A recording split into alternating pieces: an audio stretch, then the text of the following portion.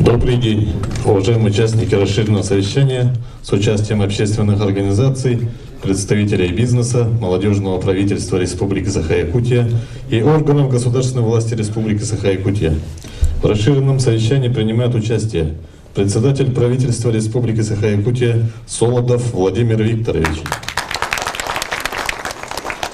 заместитель секретаря Общественной палаты Российской Федерации, куратор по Дальневосточному федеральному округу Качонов Александр Сергеевич, председатель Общественной палаты Республики Саха-Якутия Сергучев Алексей Егорович, член Общественной палаты Российской Федерации от Республики Саха-Якутия Алексеев Вячеслав Петрович, заместитель председателя Общественной палаты Республики Саха-Якутия, координатор проекта Общественной палаты Якутии «Мои идеи Дальнему Востоку» Харенко Наталья Альбертовна. Слово предоставляется председателю Общественной палаты Республики Саха-Якутия Алексею Егоровичу Сергучеву. Добрый день, уважаемые участники расширенного заседания. Поздравляю всех вас с наступившим 2019 годом и желаю от имени Общественной палаты Республики Саха-Якутия успехов в наших начинаниях, доброго здоровья, оптимизма и веры в будущее.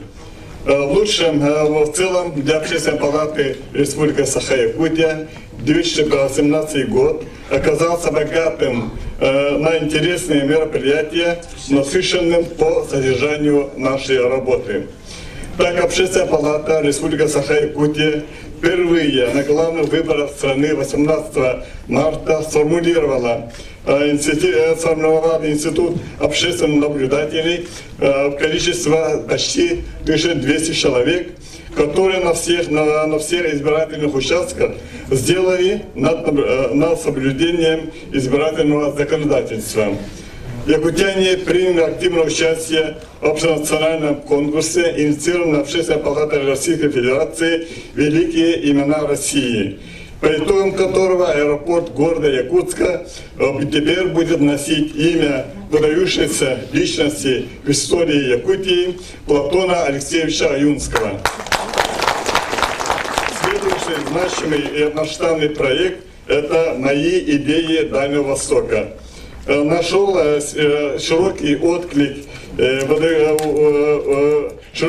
среди активных жителей, неравнодушных жителей граждан Якутии.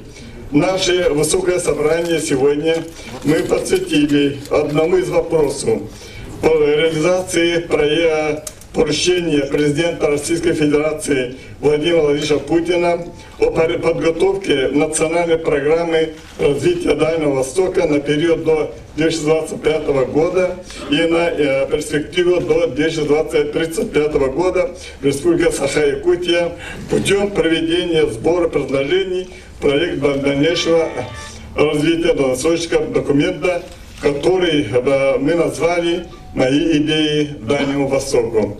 Сегодня в этом зале собрались представители крупных общественных формирований Республики Саха-Якутия, такие как профсоюзы, «Опора России», «Деловая Россия», члены женских общественных организаций, Лига отцов молодежного правительства Республики Саха-Якутия, общественных советов при исполнительных органах государственной власти Республики Саха-Якутия, общественные экологи и просто неравнодушные граждане, многие из которых приняли самое активное участие в реализации проекта «Мои идеи Дальнему Востоку». Уважаемые участники совещания, я даю слово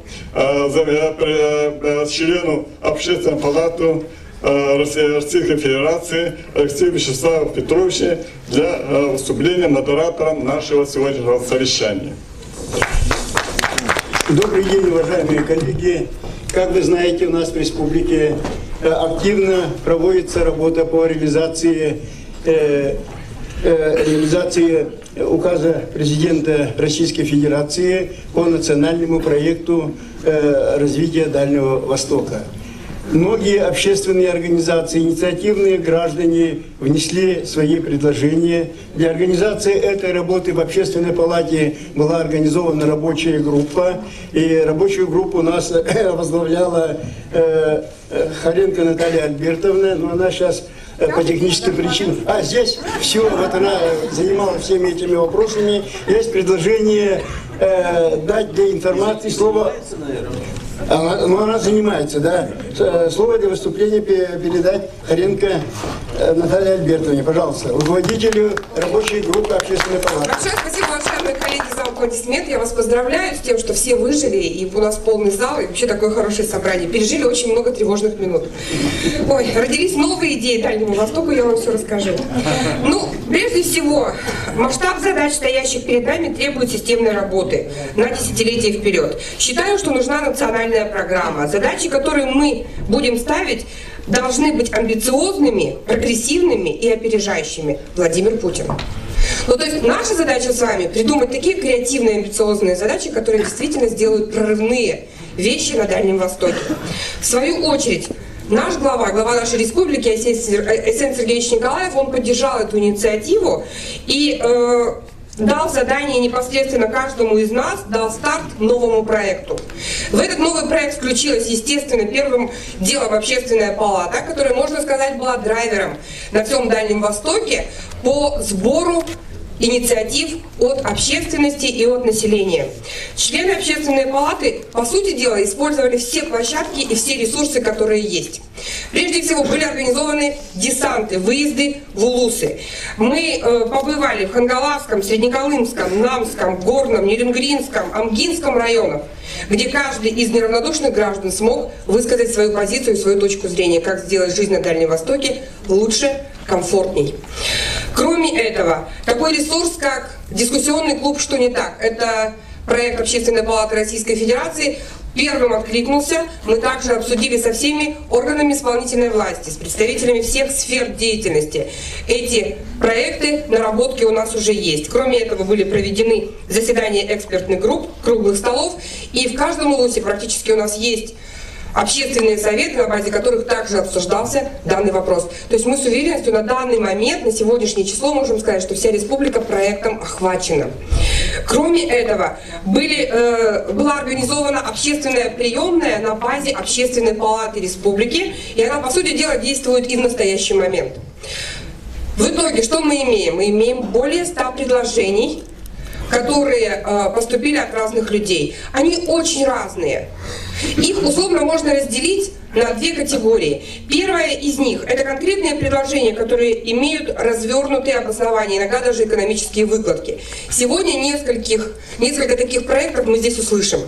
И вторая разновидность – это фантазийно-креативные проекты, но они тоже нужны, и чаще всего именно такие проекты тоже не лишены здравого смысла. Несколько из них я, с вашего позволения, все-таки назову. Было предложено предусмотреть дальневосточный капитал. Ну, то есть по принципу материнского капитала предусмотреть тоже какие-то денежные средства для жителей Дальнего Востока, которые смогут использовать этот свой дальневосточный капитал, например, на открытие собственного дела, на приобретение оборудования. Но даваться он будет тем людям, которые прожили здесь определенное количество времени. Вот такое достаточно интересное креативное предложение. Было заслуживающее внимания такое предложение. В системе образования деньги идут за учеником, по этому принципу мы живем уже давно. То же самое по аналогии было предложено, пускай деньги идут за выпускником. То есть этим самым проектом мы смогли бы решить кадровый голод на Дальнем Востоке. То есть если деньги идут за выпускником, то любой работодатель будет стараться себе взять на вооружение человека, за которым придут определенные денежные средства. Сделать территорию Дальневосточного федерального округа территорией бизнес-инкубирования. Мне тоже очень понравилось, поскольку я работаю в системе поддержки предпринимательства. Несколько лет назад мы очень хорошо в республике решили проблему с частными детскими садами, вернее, с нехваткой их, отдав под частные детские сады первые этажи зданий. То же самое предлагается сделать и с бизнес-инкубированием. Но здесь, конечно, расходы на аренду начинающим предпринимателям, например, до года или до 3 лет нужно будет субсидировать. Кроме этого, освободить от налогового бремени предпринимателей ДВФО, но только тех, кто проживает в республике, например, там более 20 лет или 25 лет. Ну и были предложения, которые финансово абсолютно не затратные, но облегчат значительно жизнь людей, проживающих здесь. Такое предложение: необходимо изменить режим работы Центробанка, как следствие изменится режим работы остальных банков, потому что они работают в связке. Именно это поможет субъектам малого и среднего предпринимательства осуществлять платежи в удобное для себя время. Ну, то есть финансово незатратный проект, но очень важный для львиной доли субъектов малого и среднего предпринимательства. Также создание единой финансовой корпорации ДВФО, где каждый житель Дальнего Востока является акционером. Уж супер креативный проект. Ну и последний, который я бы хотела назвать, это необходимо дать возможность регионам зарабатывать деньги. То есть государству все-таки вклиниться в программу распределения ресурсов равномерно по всей стране. То есть пускай у нас будут большие добывающие компании, большие заводы, так, чтобы они приносили доход непосредственно в каждый регион. Ну и, конечно же, мы должны с вами понимать, что любые идеи должны соизмеряться с возможностями социально-экономического развития. Поэтому я с удовольствием сейчас слово предоставлю заместителю министра экономики Республики Саха-Якутия Десяткину Василию Романовичу, который в нескольких словах крупными мазками расскажет о стратегии социально-экономического развития Республики Саха-Якутия. Добрый день, Владимир Викторович, уважаемые члены Общественной палаты, участники расширенного совещания.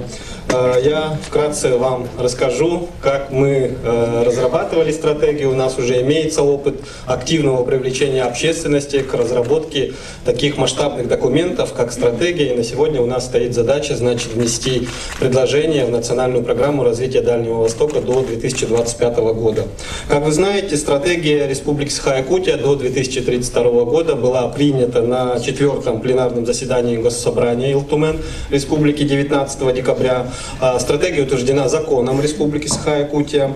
Работа над стратегией велась несколько лет, и эту работу упреждало, значит, привлечение тоже и общественности, и науки.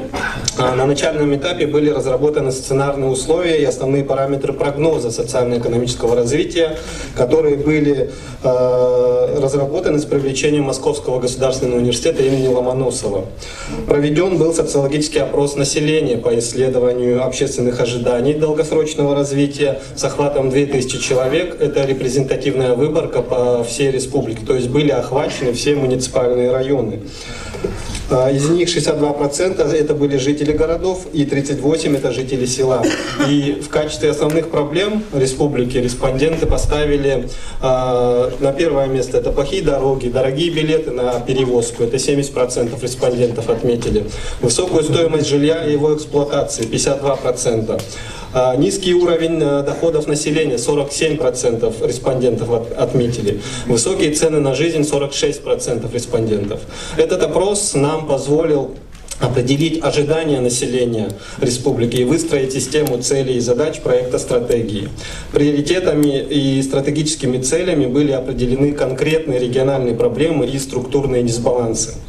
К 2032 году, таким образом, мы видим Республику Саха-Якутия лидером международного уровня по конкурентоспособности человеческого капитала.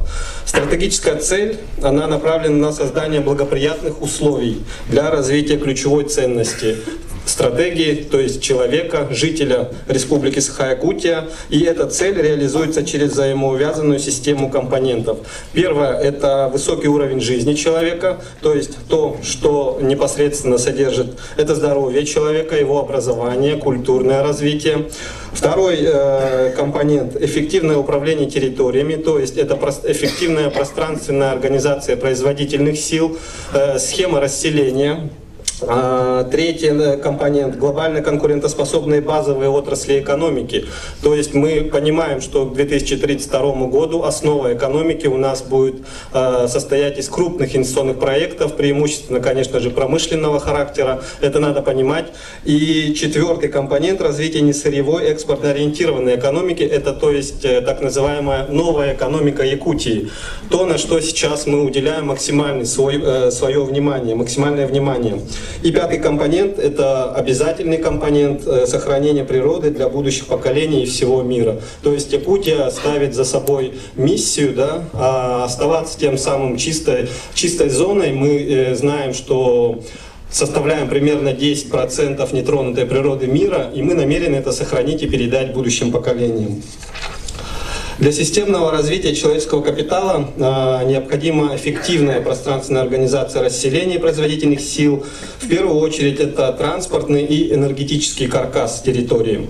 Также будет эволюционно концентрироваться население в центрах экономического роста. В этих центрах будет обеспечено максимальное качество жизни с полным обеспечением объектами социальной инфраструктуры. И безусловным приоритетом, как я отметил, это сохранение природы для будущих поколений. Реализация стратегии предполагается в два этапа.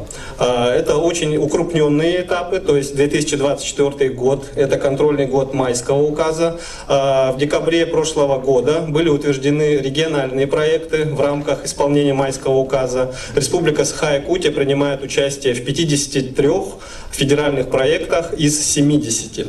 В первую очередь это у нас проекты касаются обеспечения строительства, ликвидация ветхого аварийного жилья, строительства автодорог, доведения их до нормативного уровня, реализация крупных социальных объектов здравоохранения, образования и культуры. Усилия по обеспечению занятости в базовых отраслях, создание новых несырьевых производств скажутся на повышении доходов и, соответственно, снижении уровня бедности. К 2032 году, это наш последний, то есть это контрольный год вообще в целом по стратегии, это год вхождения Якутии, 400-летие вхождения Якутии в состав российского государства. И именно в этот год должна быть достигнута цель войти в число регионов-лидеров страны, как по экономическим показателям, так и показателям качества уровня жизни населения. Основные направления стратегии 2032 нам необходимо погрузить в разрабатываемую национальную программу развития Дальнего Востока. Основными задачами, которые определил президент страны, перед национальной программой, это выход на темпы роста экономики Дальнего Востока до 6% в год.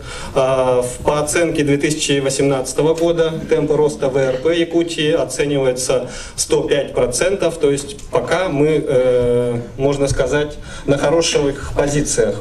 Вторая задача, которую поставил президент, прекращение оттока населения Дальнего Востока. В 2018 году мы все знаем, что отток продолжает сохраняться во всех дальневосточных регионах, и в прошлом году у нас зафиксирован уровень оттока минус 2,2 тысячи человек, что почти 2 раза ниже предыдущего года, когда был зафиксирован уровень минус 4,2 тысячи человек. Минус 2,2 тысячи это является минимальным показателем за последние годы, то есть отток постепенно сокращается. Третья задача, которую поставил президент страны, повышение конкретных параметров качества жизни людей и социального развития регионов Дальнего Востока до уровня выше среднероссийского. Не секрет, что мы отстаем от среднероссийских по таким макропоказателям, как продолжительность жизни. 2018 год это 71,7 лет в Якутии против 72,7 по России. Уровень бедности более 20% в Якутии против 13% в Российской Федерации. Транспортная доступность населения только 29% автодорог у нас в республике отвечают нормативным требованиям, тогда как по России и в целом по ДФО этот уровень составляет примерно половина, 50%. Четвертая задача, которую поставил президент, это увеличение товарооборота и объема инвестиционного сотрудничества регионов Дальнего Востока и определенных стран мира. У нас также имеется план действий по налаживанию экспортно-ориентированных контрактов, по открытию новых инвестиционных проектов, в том числе в несырьевом секторе. И как мы знаем, у нас имеются довольно-таки показательные инвестпроекты, которые мы реализуем совместно с, допустим, с Японией. Да? Это и ветропарк в поселке Тикси, открытый в прошлом году. Это и вторая очередь круглогодичного тепличного комплекса в поселке Сырдах в пригороде города Якутска. В целом нужно отметить, что национальная программа должна, помимо объединения всех стратегий дальневосточных регионов, интегрировать мероприятия, вот как я отметил, майского указа, да, а также должна интегрировать все долгосрочные отраслевые планы инфраструктурных компаний, деятельность которых осуществляется на территории дальневосточных регионов. С 15 декабря 2018 года заработал специальный сайт dv2025.rf, через который граждане России напрямую могут обратиться в Минвосток развития с предложениями. На сегодня да, от Республики Саха-Якутия поступило 72 предложения по ключевым направлениям: жилье, благоустройство, транспорт, безопасность, здравоохранение, трудоустройство, массовый спорт, социальная поддержка, экология, образование, культура, театры и другие. И в настоящее время открыто рейтинговое голосование по имеющимся предложениям. Наибольший рейтинг, конечно же, имеет проект Ленского моста через реку Лена, да, в районе города Якутска. Также есть отдельные рейтинговые предложения, допустим, строительство аэровокзала в городе Среднеколымск. То есть сейчас пока идет, можно так сказать, наполнение предложениями, да, а в скором времени будет подключено экспертное сообщество, где уже каждое предложение будет оцениваться на предмет его влияния на качество жизни. Сбор предложений продлится до 15 февраля 2019 года.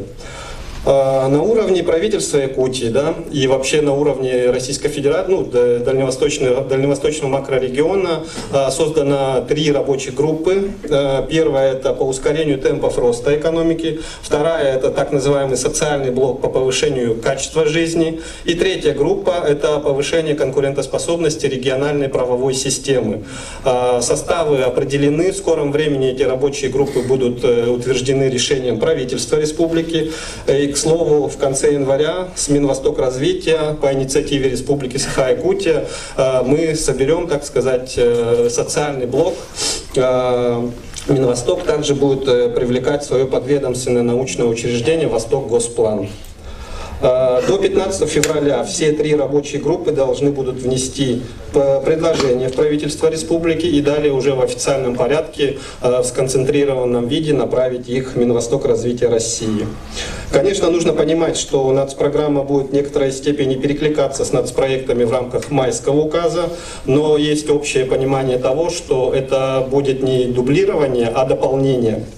Концептуально мы видим основную роль нацпрограммы в развитии инфраструктурного обустройства территории Якутии, которая в свою очередь послужит основой для ускоренного экономического роста и повышения качества жизни населения. Поэтому первоочередными объектами для включения в национальную программу это у нас будет являться объект строительства мостового перехода через реку Лена, строительство автодорог федерального значения Вилюй, к примеру, мостовых переходов, строительство объекта магистральный газопровод Кысыл-Сыр, 84-й километр, который обеспечит повышение надежности газоснабжения центральной зоны Якутии.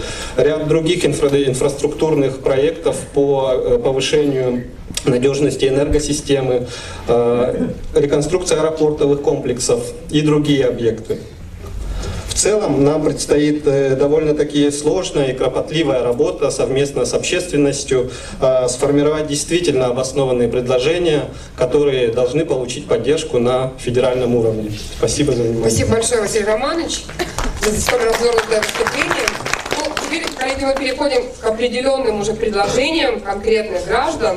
И прежде всего я хотела бы назвать одну из достаточно острых проблем, которые у нас есть. Это проблема качественной, хорошей медицины в северных отдаленных, например, улусах. Да? Эта проблема у нас до сих пор не решена. Поэтому я с удовольствием приглашаю на эту сцену в формате 5-минутного выступления. Никак не больше. Да? Петрову Надежду Семеновну, это член некоммерческого партнерства Якутская медицинская палата. Добрый день, уважаемые коллеги. Здравствуйте, уважаемые участники совещания. Тут как включается, интересно. Разрешите представить вам небольшой доклад по развитию телемедицины в Республике Саха-Якутия на нашем примере, на примере Республиканской больницы номер 2 Центра экстренной медицинской помощи. Как переключается?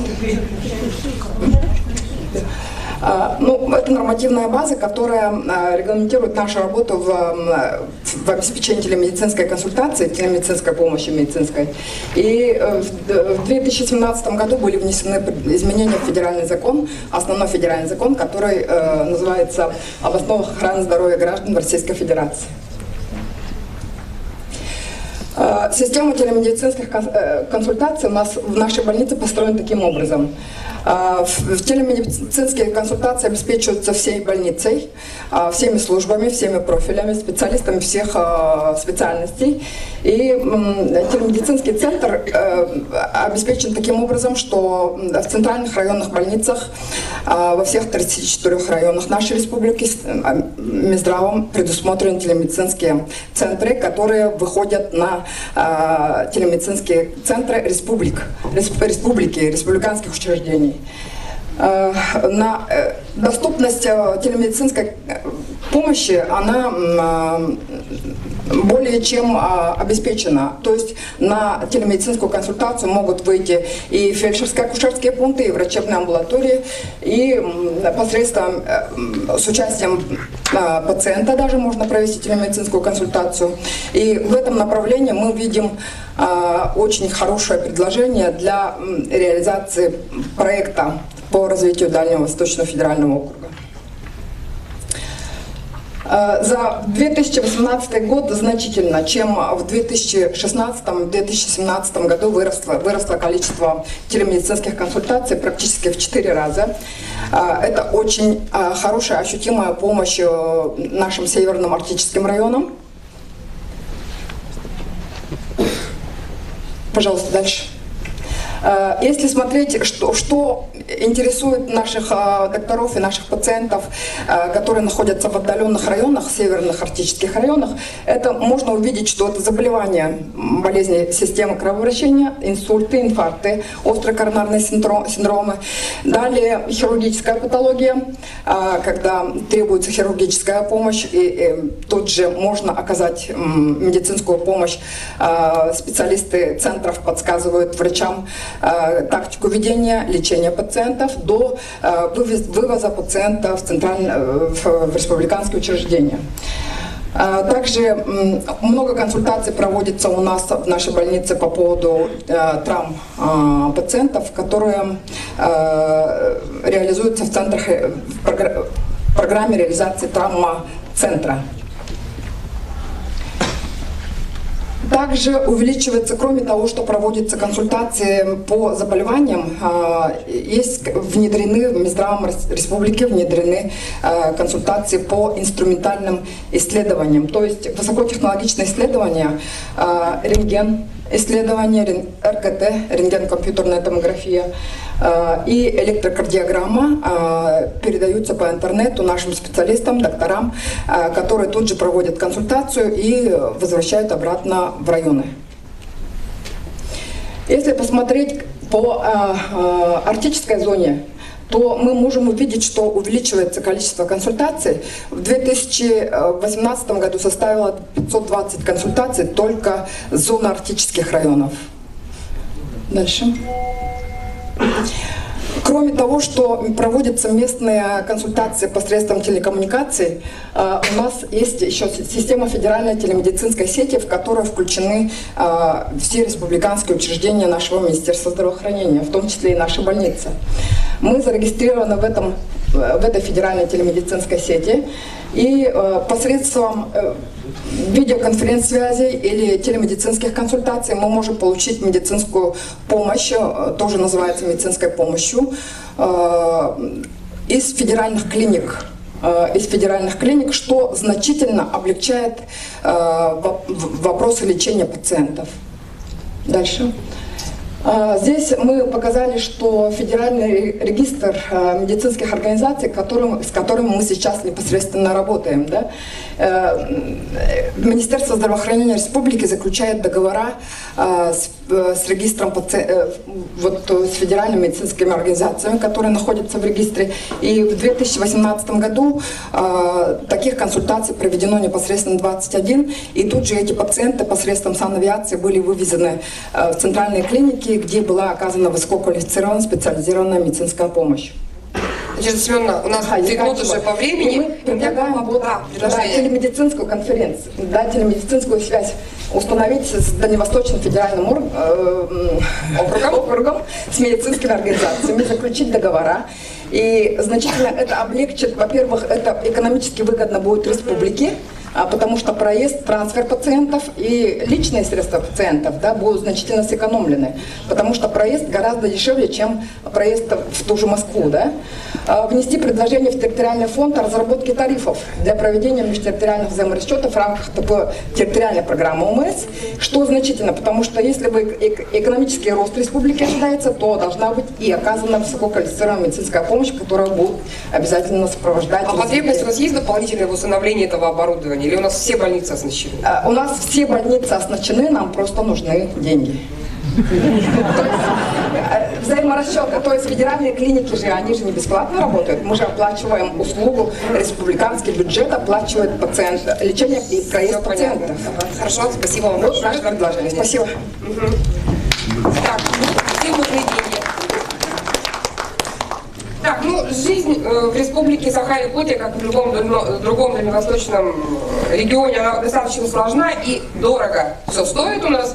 Поэтому, конечно, мы сталкиваемся с проблемой оттока населения, трудоспособного населения. Конечно, нам это не очень нравится. Мы хотим сделать так, чтобы задержались здесь люди, для того, чтобы было им комфортно здесь жить. И вот все эти проблемы очень хорошо понимают, осознают в Федерации профсоюзов. Они разработали целый комплекс мер, которые позволят нам сохранить человеческий капитал на Дальнем Востоке. Слово Тетереву Николаю Николаевичу. Тоже формат 5 минут и конкретные предложения, хорошо? Уважаемый президиум, уважаемые участники расширенного совещания, за 5 минут как раз очень сложно уложиться, но я сразу начну, уже обращаясь к Александру Сергеевичу, вы очень уже убедились, в каких условиях. Вы дальневосточник, не нам вам рассказывать, но все-таки достаточно у нас и экстремальные климатические условия. Поэтому переходя уже конкретно к предложениям, во-первых, у нас предложение, в Крайнем Севере вообще не должно быть безработных граждан. Начнем с этого, потому что мы должны уже исходить из того, что сперва от самозанятости мы должны идти к занятости, а потом уже обеспечению в целом занятости населения. Здесь опыт очень хороший и проведенный через социальную защиту министерства, это социальные контракты, когда безработные семьи, малоимущие, уже получают субсидии, уже ощущают свою возможность и начинают идти дальше. И здесь неразрывность. Сперва через социальный, потом занятость должна заниматься, уже переход на индивидуальное развитие индивидуального предпринимательства. С этой точки зрения необходимо вообще, конечно же, на первых началах это субсидировано, но никоим образом не бесплатно выдавать, а беспроцентные кредиты. Эти очень нужны, и уже люди, понимая то, что они могут этого достичь, им необходимы финансовые средства. Возвратные, никоим образом не Следующее.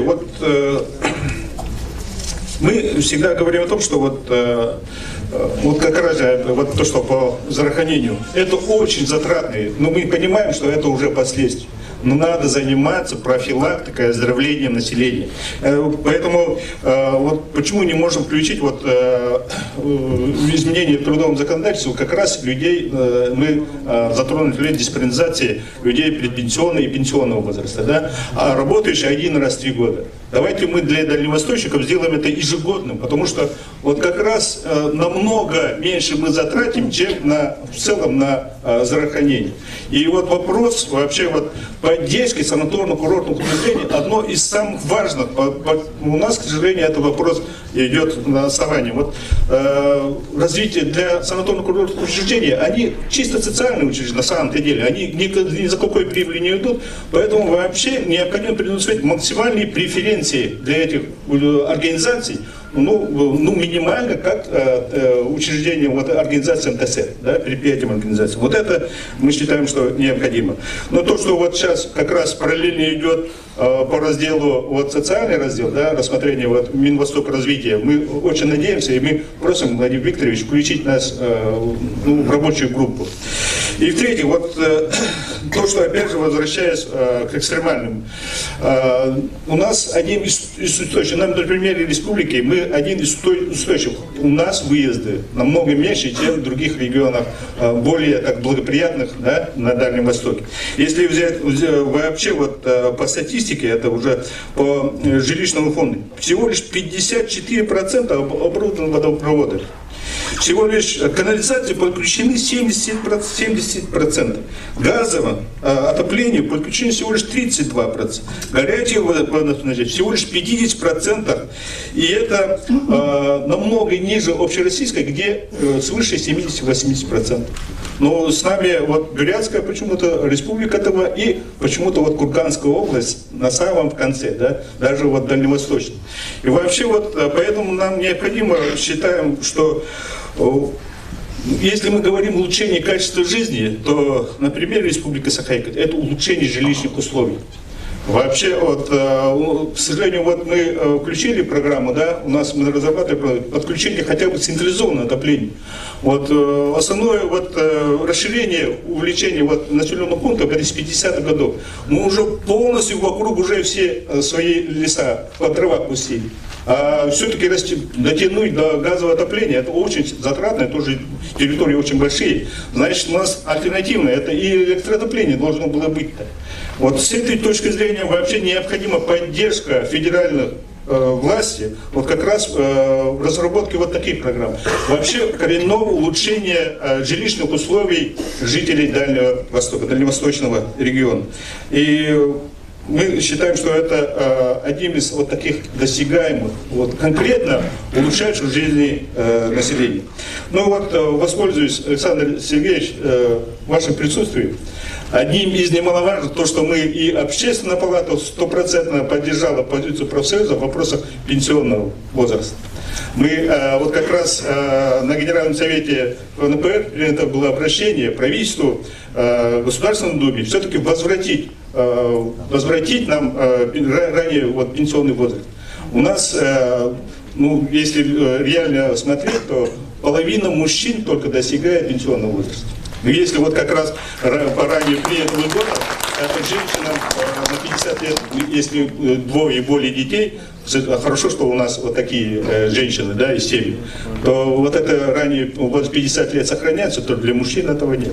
Поэтому вот все-таки мы просим, также опять же, вот сейчас мы собираем вот буквально решение дальневосточников ассоциации, мы собираем подписи, поддержку от обращения. Также просим, очень просим общественную палату здесь в этом вопросе подключиться. Спасибо. Спасибо большое. Когда проводили сбор материалов, сбор предложений, каждое второе предложение было связано с туризмом. Потенциал огромен. Дальний Восток должен стать и станет модным. Нам есть что показывать, у нас большие ресурсы. Но как сделать не только модным, но и доступным, вот эта милая девушка. Это... А можно чуть-чуть сломать сценарий? Реплики-то сказать можно? Ну, конечно, скажите. Я прошу извинить, да. На самом деле, ну, иначе потом все забудется и не так будет горячо. А тут и ко мне же обращались в том числе, да? Неоднократно обсуждали, да, что тема звучит, деньги надо считать по-другому, не по бухгалтерскому подходу, да, вот мост через Лену. Дорого. Да, безусловно, дорого. А мост на Сахалин вообще проект дорогой, безусловно, дорогой. Но считать по-другому. Есть цифры, я вчера ее услышал, и для меня это самое главное. Я понимал, что мост нужен. При появлении моста почти 84% населения республики получит другой уровень снабжения. Вот и все. Вот другие цифры. Вот в этом деньги. Деньги для людей. Вот. Это меняет совершенно картину жизни. Я прожил 10 лет с северным завозом. Я понимаю, что такое годовой завоз. А вы тогда получите другой уровень. Вот о чем нужно говорить, вот на что нужно перестраивать правительство, чиновников. Они мыслят деньгами. Да? Вот наш секретарь палаты поддерживает бухгалтерский подход. Бухгалтера обижаются, но вот чисто цифры просто считают. Поэтому это правильно то, что вы говорите сейчас. Деньги надо считать по-другому. По-другому надо относиться, и не только у вас это звучит, в Хабаровске мы обсуждали, Дальний Восток, здравоохранение, диспансеризация. Ведь живут в том числе и мало и по этой причине, да, мужчины, и на пенсию уходят, и здоровье теряют здесь, условия жизни другие. Значит, да, нужно подходить по-другому. Возможно, диспансеризацию надо делать чаще. По-другому надо, это тоже деньги, по-другому надо считать, потому что условия жизни здесь другие. Не то, что даже чем в Краснодарском крае, куда большинство уезжает, почему-то в Хабаровском крае, да, условия другие, чем даже в Перми. Алкоголь влияет. Алкоголь само собой. Алкоголь само собой. Да, тем более в условиях севера. Это еще быстрее. Кредиты для бизнеса. Дальневосточный бизнес теряет беспроцентные кредиты, то, что вы сказали, да, теряет они вынуждены больше платить надбавок, северные и так далее, и так далее, и так далее. Да, дайте развиваться, считать по-другому, да, Дальний Восток. Если президент ставит задачу, что уровень жизни, качество жизни граждан на Дальнем Востоке должно быть выше среднего по России, значит, подходить к этому по-другому нужно. Кардинально все менять. Вот это мы должны донести через рабочую группу, через традиционную группу при Министерстве Дальнего Востока, донести и внести в эту программу. Вот это очень важно. Коллеги, я вас к этому просто призываю, потому что это очень серьезно. Спасибо большое за комментарий. Возвращаемся к теме туризма. Хотим, чтобы он тоже стал доходной статьей. Наталья Владимировна, тур общественности. Чукавкина Наталья знает точно, как сделать модным и доступным. Здравствуйте, Владимир Викторович. Добрый день, уважаемые участники совещания. Мне хотелось бы, конечно, уделить свое и ваше время такой актуальной проблеме, как развитие туризма в республике. Республика Саха-Якутия – это на самом деле один из динамично развивающихся субъектов дальневосточного региона. Это не просто обширная территория, которая обладает богатым ресурсным потенциалом, но это и территория, которая обладает колоссальным туристическим потенциалом. Мы в преддверии подготовки к этому совещанию взаимодействовали с коллегами из деловой России, взаимодействовали с нашей турообщественностью. И многие констатируют тот факт, что в последнее время набирает обороты история про экстремальный туризм. Сегодня пассивное времяпрепровождение на пляже все меньше удовлетворяет туристическим запросам. И в этой логике Якутия могла бы занять свою уникальную нишу. На самом деле, в последнее время наблюдается положительная динамика туристического потока. В прошлом году нас посетило 190 тысяч туристов, из них более 5 тысяч это иностранцы, 50% из общего числа это люди, которые прибыли в нашу республику по личным целям. То есть мы примерно рассматриваем, что это и есть наши туристы. В нашей республике операторскую деятельность ведут 20 компаний и реализующих более 100 туристических продуктов. У нас колоссальный потенциал. Мы имеем свои бренды, мы имеем свои достаточно прокачанные уже туристические события, но при огромном спектре этих возможностей мы все-таки остаемся в стороне от масштабных туристических потоков. С этим вопросом мы выходили наших операторов. С чем вы конкретно сталкиваетесь, с какими проблемами, что блокирует привлечение к нам массового туриста. Безусловно, все они в качестве первого предложения определяют пересмотр вообще политики субсидирования наших тарифов. На данный момент на рынке авиаперевозок Якутии работает 8 компаний, которые осуществляют внутрирегиональные рейсы и рейсы по Российской Федерации. И несмотря на то, что активно ведется политика субсидирования, количество этих билетов либо ограничено, либо предусматривает, ну, естественно, граждан льготных категорий. Но, к сожалению, это никаким образом не сказывается на привлечении туристов из-за того, что это не наша целевая аудитория. К нам едут приблизительно люди 30-55 лет, и, соответственно, они не попадают в вот эти категории. А стоимость перелета по маршруту Москва-Якутск-Москва нам всем известно составляет более 35 тысяч рублей. А если мы вдруг едем из Владивостока, то уже более 40 тысяч. А с Хабаровска наш перелет обойдется 35 тысяч рублей. Ну, безусловно, люди не готовы платить такую значимую часть своего бюджета для того, чтобы просто приехать на Дальний Восток, и он до сих пор остается, к сожалению, дальним. Мы отмечаем и высокую стоимость перелетов внутри субъекта, так, допустим, до полюса Холда, который все больше привлекает туристов, необходимо затратить 34 тысячи рублей. Это, безусловно, тоже является одним из барьеров привлечения туристов к нам.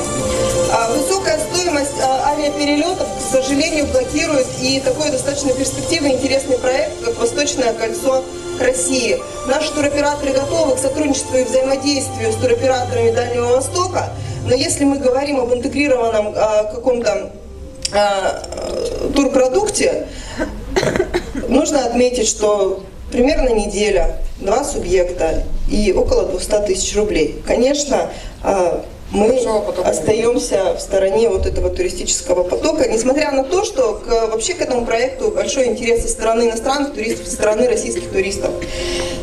Вторую проблему, которую отмечают предприниматели, которые работают в сфере туриндустрии, это тот факт, что для того, чтобы каким-то образом снизить стоимость турпродукта, а такая возможность есть, необходима какая-то субсидия, да, какая-то дотация. И 8 августа 2018 года было принято постановление правительства Российской Федерации номер 926 о реализации пилотного проекта по предоставлению субсидий из федерального бюджета на господдержку туроператоров. Предусмотрена такая возможность. 3 субъекта Дальнего Востока вошли в этот перечень: это Приморский край, Сахалинская область и Камчатка. Там туроператор получает субсидию с федерального бюджета в размере 5000 рублей, если он привозит более 200 туристов. К сожалению, наши туроператоры такой возможности не имеют, потому что республика не попала в это распоряжение. И в качестве одного из предложений наши предприниматели просят рассмотреть вопрос пересмотра перечня субъектов, которые получают эту господдержку. И одна из ключевых проблем, тоже с которыми сталкиваются наши предприятия, которые ведут деятельность в сфере туризма, это отсутствие транспорта водного, воздушного. Сегодня речь идет и о малой авиации, которая, безусловно, тоже достаточно перспективна. Так вот, при поддержке корпорации малого и среднего бизнеса и правительства Якутии в 2018 году была создана региональная лизинговая компания, всем это нам прекрасно известно. И данная компания является единственной лизинговой компанией корпорации МСП на Дальнем Востоке. Туристские организации, как субъекты индивидуального и среднего предпринимательства, могли бы пользоваться, да, этой поддержкой, но, к сожалению, в перечень оборудования транспорт не входит. И наши предприниматели в качестве одного из предложений, да, там производственное оборудование, технологичное оборудование и для сельской переработки сельскохозяйственной продукции, просят рассмотреть перечень оборудования и довнести туда технику транспортную. Спасибо большое. Спасибо вам. Вы помните, коллеги, да, что это отрасль, которая тоже является драйвером развития экономики. С каждым годом этих смелых людей становится все больше и больше. А как осуществлять бизнес на территориях, где проживает очень большое количество людей, и добраться до определенных мест бывает очень сложно, и не круглогодичные сообщения есть. Конечно, очень сложно. Вот как же поставить бизнес на крыло? Тем более уже начали об этом и говорить. Я прошу на сцену подняться Лукина Ивана Владимировича. Это руководитель Ассоциации малой авиации Республики Саха-Якутия. Иван Владимирович, 5 минут.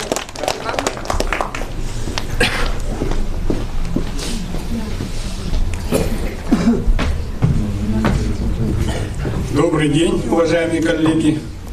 Ввиду жесткой ограниченности предоставленного времени, вынужден кратко изложить только перечень наших предложений по решению проблем развития малой авиации, без развернутого пояснения сути этих предложений.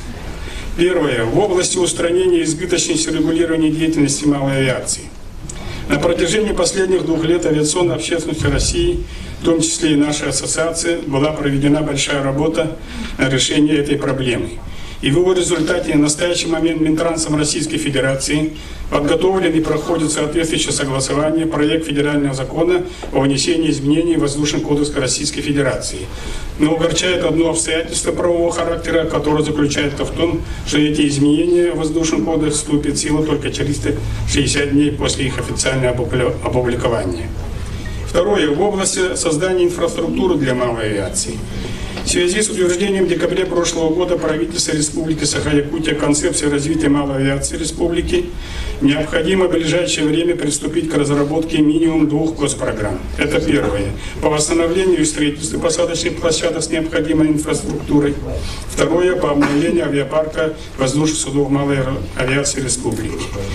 Для технического обслуживания и ремонта воздушных судов малой авиации республики на условиях частно-государственного партнерства необходимо создать авиационно-технический центр.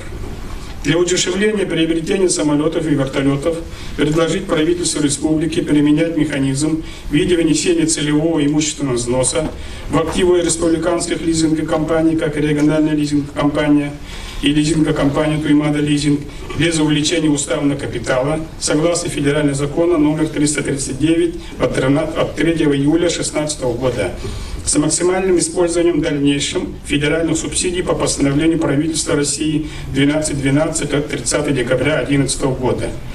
Применять в дальнейшем по мере наращивания активов республиканских лизинговых компаний практику перехода этих лизинговых компаний с финансовой формы лизинга на оперативный, как наиболее оптимального и экономичного вида лизинга для авиакомпаний. В области подготовки авиационного персонала. Организовать подготовку частных пилотов на базе Якутского летно-технического училища. Также надо ставить вопрос открытия в нашем училище отделения подготовки пилотов вертолетов. Третье. Правительство республики для увеличения количества подготовки специалистов высшим инженерным авиационным образованием добиться квотирования для студентов из республики в Московском техническом университете гражданской авиации не менее 10 лет ежегодно. Также рассмотреть вопрос обучения наших студентов на авиационном факультете Университета Аляски по специальности пилот, диспетчер, механик и организатор перевозок. На Аляске для студентов из Дальнего Востока имеется специальная государственная программа предоставления скидок в 75% стоимости обучения, включая стоимость проживания, общежитий и приобретения учебников и других учебных принадлежностей. Четвертое. В области финансово-экономической деятельности авиакомпаний. Основной принцип нашего предложения – это убрать все, что удорожает стоимость авиаслуг при существующей системе налогообложения авиакомпаний. Так как уменьшение налогового бремени на себестоимость продукции дает мультипликативный эффект в виде дополнительного поступления в бюджет других налогов, мы должны применить простой закон рынка: тем меньше цена, тем больше товарооборот. Для этого необходимо: первое – обнуление таможенной пошлины для самолетов до 2 и вертолетов до 3,1 тонн сухого взлетного веса, НДС при их покупке, также транспортного налога для лизинговых компаний, поставляющих лизинг воздушных судов малой авиации. Для снижения стоимости авиабилетов необходимо рассмотреть вопрос обнуления аэропортовых сборов республики для самолетов и вертолетов малой авиации с последующим финансированием выпадающих доходов ККП «Аэропорты Севера» из бюджета республики. Добиться обнуления НДС и акцизов на авиабензин 100 ЛЛ, Б-91 и авиакеросина ТС-1, не гонять деньги туда-сюда, так как акцизы и НДС авиакомпаниям в дальнейшем компенсируются из бюджета, но для этого они удорожают стоимость авиабилетов, тем самым значительно уменьшает объем доходов авиакомпаний вследствие снижения количества перевезенных пассажиров, почты и груза. Включить перечень получателей субсидий по постановлению правительства 1212 от 30 декабря 2011 года самолетов пассажиров вместимостью от 1 до 3 пассажиров и вертолетов до 6 пассажиров. Распространить действие данного постановления на авиакомпании, выполняющие авиационные работы, а не только на авиакомпании, выполняющие коммерческие перевозки пассажиров, почты и груза. Включить бюджет Республики Саха-Якутия выдачу ежегодных государственных гарантий для авиакомпаний малой авиации для обеспечения получения субсидий от правительства России по постановлению 1212 от 30 декабря 2011 года, а также для обеспечения оплаты лизинговых платежей и получения кредита для обеспечения своей деятельности. Завершая свое выступление, хотел бы отметить, что любой стране или территории, в особенности такой огромной по территории стране, как Россия, по аналогии с человеческим организмом, авиация является ее кровеносной системой, состоящей из больших, средних и мелких сосудов капилляров. Это, соответственно, если перевести на авиационный язык, магистральные, региональные и малые авиакомпании. Так вот, закупорка последних, прекращение деятельности малых авиакомпаний на длительный срок грозит этому организму весьма серьезными последствиями. Все понимают, что нужно принимать срочные меры для развития малой авиации, но, к сожалению, мало предпринимается практические меры по разрешению ее проблем. Спасибо за внимание. Оставите их, хорошо? И дадите в палату. Комментарии, конечно. Да. По выступлению. Мы в декабре проводили в Общественной палате совещание с руководителем общественных советов при министерствах и ведомствах, тех, кто заинтересован в разработке национальной программы по развитию Дальнего Востока. И там был руководитель общественного совета при Росавиации. Проблема кадровая, то, что говорил коллега, да, по подготовке, она для всей страны. Возраст пилотов малой авиации уже критический. Подготовить пилота, и там присутствовал наш представитель Сахалинской общественной палаты, он директор сельхозтехника, он говорит, по программе тракториста современного готовят 2 года. Что мы говорим о пилотах? Да? Вы понимаете, времени у нас на это дело нет, это очень серьезная тема. И мы должны это вносить и добиваться. Там, это первый вопрос. И потом в самом начале прозвучало о госпрограмме построить взлетно-посадочные полосы. В действующей сегодня федеральной программе по развитию Дальнего Востока и Байкальского региона, который с 2014 года, по-моему, по 2018 или 2019 действует, и не выполнено, это признают и на Госсовете, было признано в президиуме, там было заложено построить до 2018 года 30 аэропортов и площадок. Ну, для вертолетов, очевидно, вертолетных площадок там не указано. Ни одной. Спрашиваю, почему, представитель общественного совета говорит, финансирования не было. Программа была, финансирования не было. То есть контроль, на нас еще ляжет и контроль потом того, что мы как бы добьемся. Да? Это очень важно. Я по последней части прокомментирую, что в ней, это известная действительно информация, совершенно справедливо было отмечено, что на президиуме Госсовета под руководством президента поднималась на совещании под руководством Дмитрия Анатольевича Медведева. И именно в этой части достаточно серьезные решения приняты. Уже включено в план комплексное развитие магистральной инфраструктуры, строительство 16 аэропортов только на территории Якутии. И еще 12 там в стадии согласования, поэтому примерно мы понимаем, что эта задача уже выполнена. Сейчас ключевое, как вы справедливо совершенно отмечаете, правильно проконтролировать, чтобы второй раз не наступить в ту же самую лужу. Но одновременно есть связанная с этим проблемой. Я только на этом остановлюсь, потому что вообще, конечно, по малой авиации мы тесно взаимодействуем с Ассоциацией малой авиации. И, конечно, проблема ключевая для нас в силу больших территорий, разбросанности и высокой стоимости авиабилетов, о которой тоже говорилось здесь, что помимо вот этих крупных взлетных посадочных полос, аэропортов с искусственным покрытием, необходимо развивать и поддерживать в должном состоянии сеть малых аэропортов, грунтовых, которые могут даже силами муниципальных образований поддерживаться при небольшом выделении средств для изначального их восстановления. В советское время она существовала, разветвленная сеть. Хотя здесь, конечно, ключевой вопрос был поднят, это вопросы требований к содержанию этих аэропортов. Опять здесь проблема, она не такая простая, потому что она опирается в безопасность авиационную. Наши коллеги, которые за безопасность отвечают, они стоят непреклонно и говорят, что и безопасность против террористических угроз, и безопасность в целом перевозок, и порядок контроля допуска пассажиров на территорию аэропорта, они должны соблюдаться неукоснительно. Мы сейчас в диалоге находимся, как, с одной стороны, упростить требования, исключить, что у нас в малых аэропортах, где осуществляется 1-2 рейса в неделю, вынуждены они содержать 15 человек обслуживающего персонала, но одновременно не нарушать требования безопасности, которые, конечно, являются приоритетом. Безусловно, будем дальше работать по этому направлению. Спасибо большое за комментарии. Ну и продолжая дорожную тему, я хочу пригласить подняться на сцену Василия Алексеевича Пахомова, председателя Совета старейшин Амгинского района, ветерана дорожной отрасли по вопросу дальнейшего развития одной из важнейших транспортных артерий Республики, автодорога Амга. Здравствуйте. Ну, всех я хочу поздравить с Новым годом. И действительно, вопрос дороги это везде, куда бы ни приехать, стоит первым номером, что они плохие и так далее. Вот почему у нас в России дороги плохие. Вот я считаю, что одна из важнейших проблем, которые нужно решить на самом высоком уровне в России, это у нас до сих пор настоящих хозяев дорог нет. Те структуры, которые у нас, вот Росавтодор, управление автомобильных дорог и так далее, они фактически распределители средств. Они средства распределяют или проводят, там подрядчики выигрывают, а эти подрядчики думают не о содержании дорог, не о их качестве, а о том, как бы взять прибыль. Поэтому эту проблему надо решать.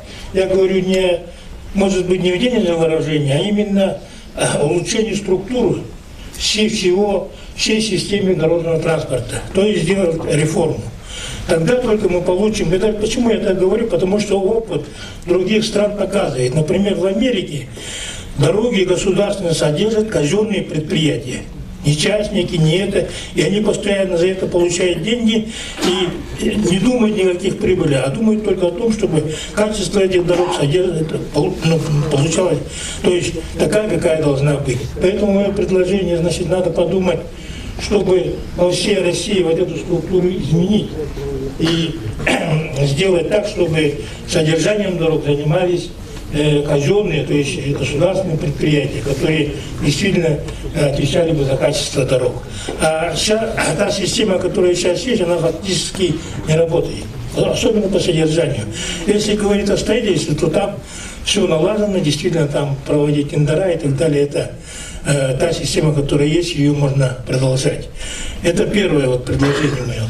Второе предложение. Как вы знаете, что у нас 23 ноября 2018 года открылась дорога Амга.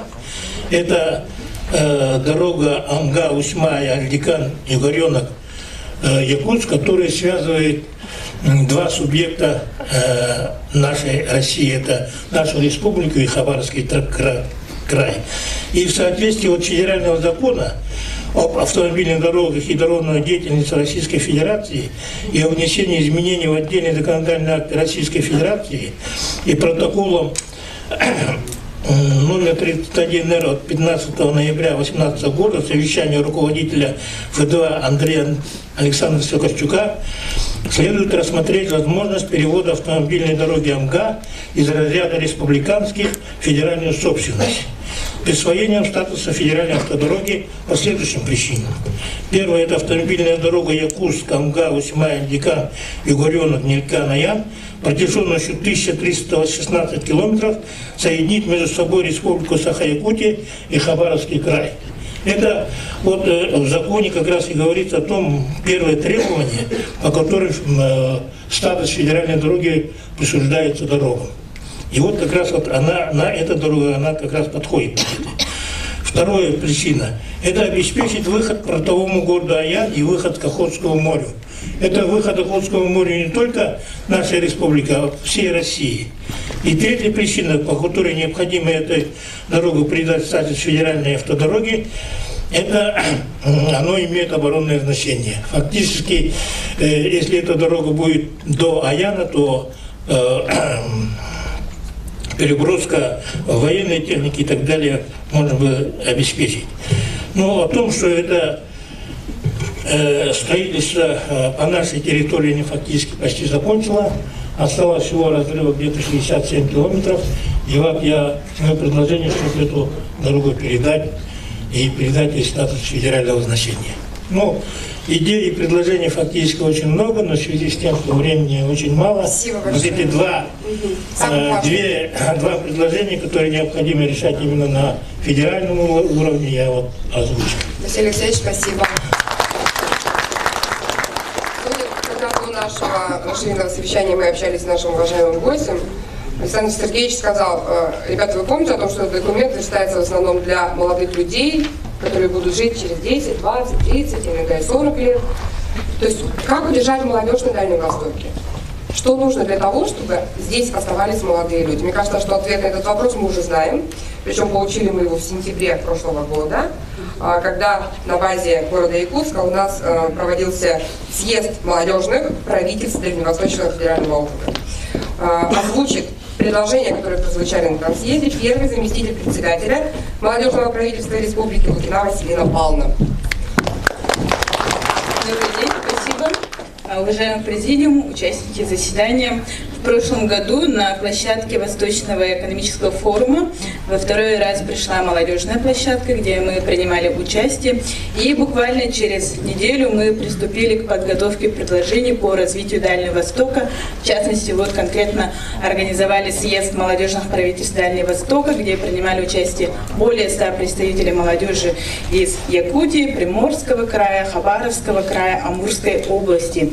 И по итогам двухдневной работы мы выработали ряд предложений и сейчас укрупнили по двум направлениям. Это развитие цифровой экономики и демография и кадры. Мы считаем, что эти два направления, они одни из основных и они взаимодополняют друг друга. Отдельные предложения мы уже через сайт отправили. И сейчас я озвучу только основные. Итак, первое направление – это развитие цифровой экономики. Мы во время съезда очень много обсуждали данную тему и пришли все-таки к пониманию, что молодежь осознает, что мы живем в эпоху 4-й промышленной революции. И на сегодня сейчас информационные технологии внедрены во все отрасли экономики. И мы считаем, что обеспечивающим фактором для реализации 4-й промышленной революции являются правильная кадровая политика и внедрение стимулирующих механизмов развития высоких технологий в макрорегионе.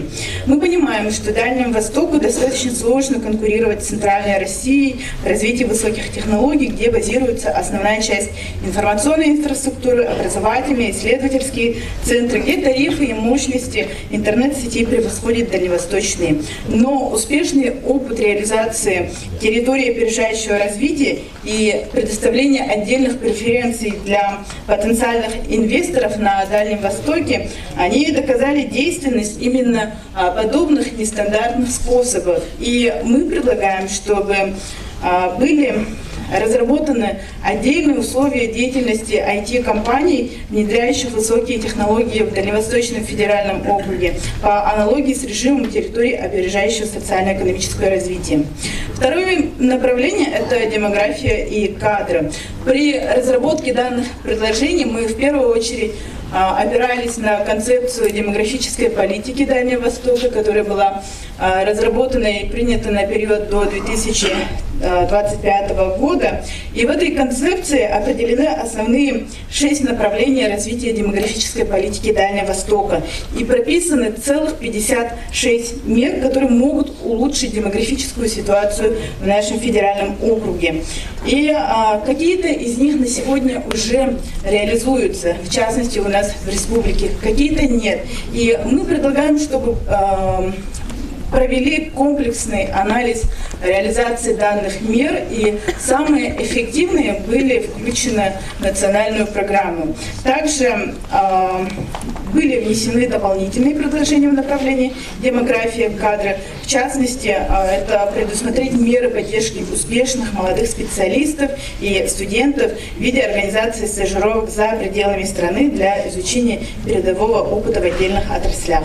Также мы предлагаем, чтобы в целях закрепления и привлечения молодых людей необходимо предусмотреть дополнительные меры поддержки молодых предпринимателей, то, что вот вначале говорила как раз-таки Наталья Альбертовна. И также мы предлагаем, считаем, что в сфере предпринимательства у дальневосточных регионов есть определенные уникальные возможности для выхода на азиатские рынки. И мы считаем, что предпринимательским навыкам нужно обучать молодежь еще с детского возраста, и мы предлагаем, чтобы на базе школ, возможно, учреждений ВПО, СПО были открыты именно бизнес-инкубаторы трансграничного характера совместно со странами АТР. Ну и дальше мы будем работать по привлечению молодежи в обсуждении предложений национальной программы. Буквально вот сегодня до обеда мы встречались с Владимиром Викторовичем, об этом говорили. И сегодня пользуясь тем, что здесь присутствуют общественники, вижу много представителей молодежных общественных организаций. Подключайтесь к обсуждению, вносите свои предложения. Спасибо. Спасибо большое, Василина. Вчера гость побывал в двух улусах нашей республики, на Мегино-Кангаловске и Кангаловске районы. В Мегино-Кангаловске, я так понимаю, вам посчастливилось встретить молодых людей. Да, пожалуйста, прокомментируйте, очень жду этого комментария. Да, коллеги, на самом деле, у меня много факторов произвело благоприятное впечатление за эту короткую, вот, совершеннейшую командировку. Даже в сегодняшнем мероприятии вы впереди идете всех дальневосточных регионов в вопрос к разработке, вот, ну, участия в разработке. Да? Да, мы вчера были в железнодорожном технику.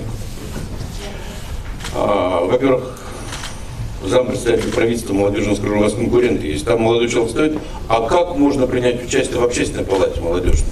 И с Алексеем Егоровичем уже проговорили, как начнут втягивать. Люди хотят, значит, нужно давать такую возможность. Да? Ребята задавали хорошие, интересные вопросы и проблемы поднимали. Но больше всего меня поразили девушки, старшеклассницы из школы. Им 16 лет, они индивидуальные предприниматели. Вам. Они являются субъектами. Они субъекты. Я спросил, вы зарегистрированы? И все, да все как положено. Говорит, все. И слушайте, они делают нормальную, хорошую. 16 лет, они 2 года уже предприниматели. Это просто восхитительно. Я такого еще не встречал. Я сам из бизнеса, да, вот, ну... Это я прокомментирую. Это резиденты школьного бизнес-инкубатора, это пилотный проект бизнес-школы, который я возглавляю, это мои дети, я очень их люблю. Вот. И в этом году Республика Саха-Якутия, я же могу воспользоваться правом, да, пропиарить еще его. Ну, Республика Саха-Якутия заняла 1-е место, уважаемые коллеги, во взрослом конкурсе «Молодой предприниматель России». За все там 12 лет существования этого конкурса. Среди взрослых предпринимателей с многомиллиардными оборотами 1-е место в номинации «Сельское хозяйство» выиграла одна из этих девочек, с которой вчера познакомились. Диплом я видел, да, я сказал, слушай, меня восхитило то, что главное не диплом, главное, что вы есть такая замечательная. Вообще системная работа в этом направлении ведется. У нас более 100 таких школьных бизнес-инкубаторов, причем открыты они без единого рубля вложения. Мы их открыли просто на базе общеобразовательных школ, в которых есть лишние площади. Ну, министр образования об этом знает. Наш совместный проект Минпред и Минов. Есть еще одно, Наталья Альбертовна. В начале выступления коллега сказала, что они на сайт направили свое предложение. А из присутствующих поднимите руки, кто заходил на сайт dv2025.rf. Да. Ну, честно, может быть. Хорошо. А теперь поднимите руки, кто зарегистрировался на этом сайте. Меньше. Это кто собирается это сделать? О чем мы говорили. А кто собирается это сделать? Зарегистрироваться даже? Коллеги, это канал для донесения нашей информации, наших проблем и задач. Используйте их, передавайте своим близким, родным. Пользуйтесь этим каналом. Спасибо большое за комментарий, очень приятно. Еще одного человека я бы хотела пригласить на сцену. Это Игорь Иннокентьевич Пахомов. Очень важная тема. И буквально 5 минут. Торгово-промышленная палата Республики Саха-Якутия, представитель компании «Саха-Тек». Здравствуйте, уважаемые, значит, сегодня собравшиеся. Значит, я бы хотел, конечно, начать с простого. Вот, как мы видим, сейчас, наверное, включат, надеюсь. Мы живем в республике, которая имеет очень много запасов углеводородного сырья. Мы это знаем, мы этим гордимся. И всегда мы говорим, что у нас столько много нефти, столько много газа там и так далее. Но тем не менее, на сегодняшний момент мы заправляем свои машины под 50, практически уже под 60 рублей за литр. Правильно, да? То есть живя в такой богатой республике. Ну, в связи с этим, в свое время нами было принято решение создания компании, которая могла бы заняться переработкой углеводородного сырья в республике. Этот вопрос поднимался у нас не единожды. То есть в свое время планировалось, значит, создать завод в Алдане, в Ленске, в Бестяхе, ну, ВОЗ и ныне там, как бы, да, по разным причинам. Вот. На сегодняшний момент мы, значит, нашли хорошую технологию, которая называется GTL-технология. Это вообще-то технология, она еще с прошлого века. Вот, начиналось это еще в Германии, когда вот у них не было ресурсов своих. Вот они создавали синтетические продукты свои. Потом это было ЮАР, когда у них с санкционными делами тоже не было своих возможностей. Ну и вот сейчас вот уже чуть попозже, уже четвертое пришествие, скажем так, да, технологии растут, технологии улучшаются, и сегодня есть возможность, скажем, малотоннажного производства по этой технологии. Значит, мы подумали, каким образом. Конечно, у нас в России на сегодняшний день принята программа президентом по развитию газопереработки, где основной упор, конечно, сделан пока на сжиженный природный газ, СПГ так называемый. Вот. Но нам надо сказать, что мы живем в Дальнем Востоке, это вообще-то большая территория, во-первых. Очень много у нас населенных пунктов. Они находятся друг от друга в достаточно далеких, на достаточно далеких расстояниях друг от друга, там по 100, по 200, по 300 километров может быть, да, и эти поселки не всегда крупные.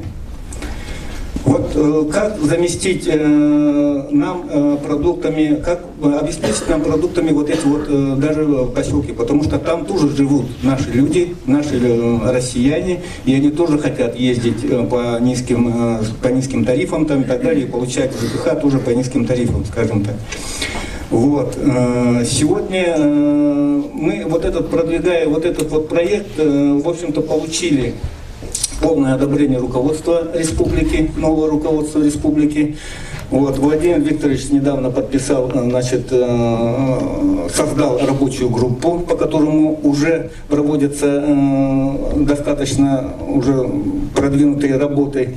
Вот. Мы планируем таким образом, что в конечном итоге переработка у нас, после переработки у нас появится дизельное топливо, которое будет стоить примерно в районе 40-45 литров рублей за литр.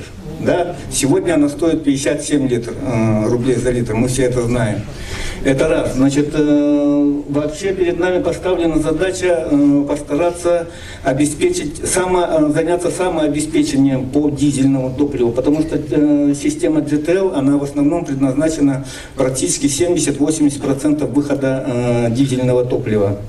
Вот. Сегодня мы по северному завозу, Александр Сергеевич, если вы, как сказал, уже занимались северным завозом, да, значит, мы сегодня завозим порядка 200 тысяч тонн дизельного топлива в год. Это большие деньги, это бюджетные деньги, которые республика вынуждена из года в год, значит, тратить на завоз этих продуктов. Мы готовы в течение, скажем, 3 лет постепенно постараемся заменить вот эти 200 тысяч тонн, которые необходимы республике. Что нами на сегодняшний день сделано? То есть я уже сказал, что создана рабочая группа. Сейчас есть достаточно хорошая, компетентная команда с хорошими компетенциями. Вот, на сегодняшний день мы уже работаем достаточно плотно с Российским фондом прямых инвестиций. Мы очень хорошо работаем с Ассоциацией Дальневосточного по привлечению инвестиций, как он там называется, да? Вот, с другими фондами, в том числе арабскими фондами, с европейскими фондами, ведем переговоры насчет финансирования. Вот, далее мы, значит, на сегодняшний день предусматриваем, вот как это видно на карте, да, предусматриваем 3 точки пока, значит, создания пунктов переработки. Это у нас Якутск, Ленск и Вилюйский уезд. И последующим это Бестях. То есть это там уже будет достаточно большое, мы считаем, что достаточно большое модульное производство вот, по переработке газа в конечном итоге, да. Вот. И сегодня идет уже оформление земельных участков. под вот эти вот наш проект. Что бы хотелось предложить? Предложение наше таково. Значит, Путиным Владимиром Владимировичем подписан вот этот вот закон о развитии переработки по газу, и мы бы хотели, чтобы там в основном СПГ. И мы бы хотели, чтобы в подпрограмму вошло развитие вот таких технологий, как GTL. То есть GTL, если переводить просто словами, это как бы газ переводим в топливо, ну по-простому говоря, да, в жидкость. Вот. И таким образом, почему, с чем это связано? Дело в том, что СПГ это достаточно проблемный. То есть, да, в производстве он дешевый, в производстве, но его надо доставить до потребителя. То есть это уже совсем другие технологии по доставке, совсем другие технологии хранения. Совсем там 200 атмосфер практически, да, то есть это достаточно сложный весь, надо перестраивать всю систему хранения. У нас же GTL, это мы уже ничего там перестраивать не надо. Это практически тот же самый нефтепродукт. У нас есть базовые нефтебазы, есть у нас раздаточные склады хранения, есть у нас автозаправочные станции. То есть наша главная задача сделать заводы, которые будут достаточно рентабельно производить продукт. Вот, в общем-то, вот таким образом. Спасибо большое, очень отдельное предложение. Спасибо, что вы вкладываете в регламент. Уважаемые коллеги, но я хочу акцентировать ваше внимание. Хочу акцентировать ваше внимание, что кратчайший путь, чтобы именно ваша задача, ваша проблема дошла до адресата, это все-таки сайт. Вы запомнили, какой он? Очень простой сайт.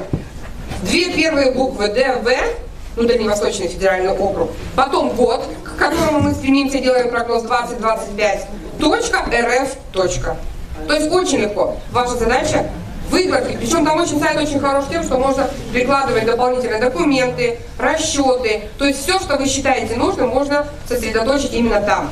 Это первый момент. Второй момент. Акцентирую ваше внимание на том, что, особенно для нашего гостя это рассказываю, наша республика Саха-Якутия, вообще члены правительства непосредственно ведет очень открытую политику. То есть доступ у простого населения есть к большим людям, мы этим гордимся. И традиционно в феврале все члены правительства выезжают с отчетами во все населенные пункты, во все улусы нашей республики. В этом году, поскольку у нас с вами, перед нами стоит задача продолжить сбор предложений, есть необходимость, видимо, членам общественной палаты, возможно, присоединиться к этим десантам в улусы, выехать для того, чтобы на местах посредством общественных советов, которые есть в каждом улусе, продолжить и уже более детализированно в привязке к каждой территории собрать эти документы и обогатить тот свод, который у нас сейчас есть. Но сейчас у нас их уже очень большое количество. Я очень хочу, чтобы вы их увидели. Для этого я приглашаю выйти сюда Алексеева Вячеслава Петровича. Это член Общественной палаты Российской Федерации от Республики Саха-Якутия, который продемонстрирует вам, что уже сделано, и вручит нашему гостю,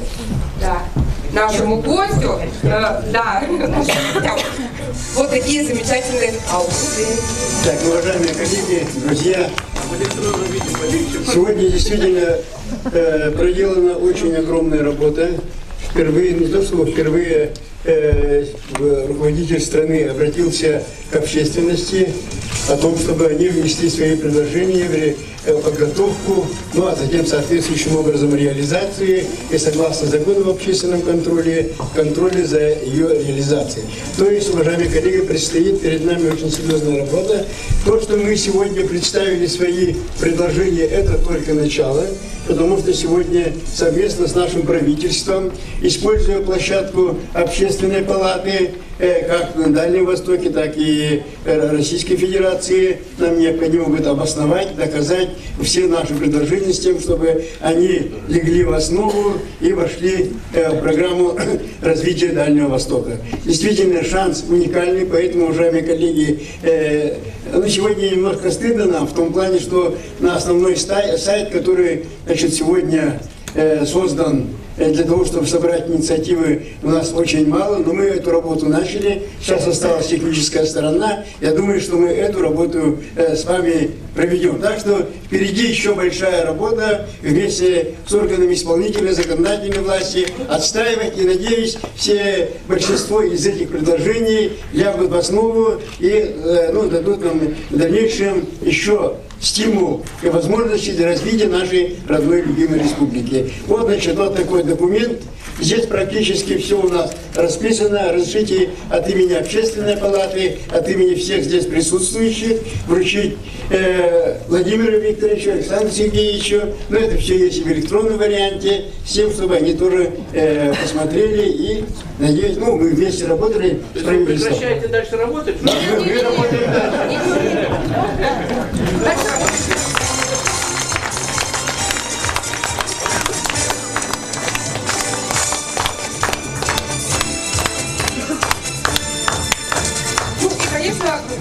Бой вас несколько раз наш гость, Александр Сергеевич, комментировал многие выступления, но все-таки мы хотим предоставить ему возможность высказать вообще впечатление о республике и о том, какие предложения сегодня были. Пожалуйста, Александр Сергеевич, можно за трибуну, можно сидеть как удобно. Ну, я пойду повыше. Глаза, чтобы видно было. Конечно. Коллеги, на самом деле, я небольшую такую, так сказать, вступительную, как это все развивалось. В начале октября у нас был форум сообщества 3-4 октября на Сахалине.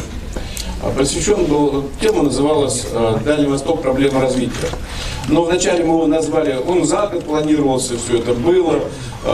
Мы его назвали проще, почему люди уезжают с Дальнего Востока. Вот, в разных уровнях власти народ как бы заволновался, сказал, ну как-то попроще, вот так, не так остро, уезжает, вы смотрите статистику, вы о чем говорите, я же знаю. Вот, ну назвали, ладно, проблема Дальнего Востока. И так случилось, что мы не знали об этом, но так у нас вот, в общественной палате у нас вот получается так, что вот мы идем как-то вместе с президентом. Не скажу наоборот, мы идем вместе с президентом. Было в ходе работы Восточного экономического форума было заседание Президиума Госсовета. Во-первых, я всем всегда говорю, почитайте стенограмму, на сайте kremlin.ru висит стенограмма, это просто очень интересный документ. Не знаю, как президент еще шашку не доставал, чтобы там рубить. Вот. Ну, там много показательного. Почему программы не выполнялись? И, наверное, поэтому появилось, потому что подключить в распоряжение поручения президента правительству с привлечением общественности и бизнес-сообщества, в том числе как до регионов, там и всех структур, ну, это впервые появилось такое распоряжение. Я думаю, что да, вот сейчас как раз, а тут на Дальнем Востоке, на Сахалине мы проводим форум сообщества, и все чиновники к нам ломанутся. Я выступал с трибуны этого форума сообщества, говорил, и там все писали. Один чиновник федеральный был из Минтруда. Больше никого. Я публично сказал, так оно и было. Так оно и было. Вот не прониклись еще, значит. Дальше идет развитие. Мы понимаем, что президент нам дал карт-бланш, нам, обществу, участвовать в развитии для нас. Программа-то национальная, да? Она не федеральная, не государственная, национальная. То есть она наша с вами. Это у меня такая логика. Ну, я думаю, что она так у всех должна быть. Значит, мы должны активно включаться в эту работу.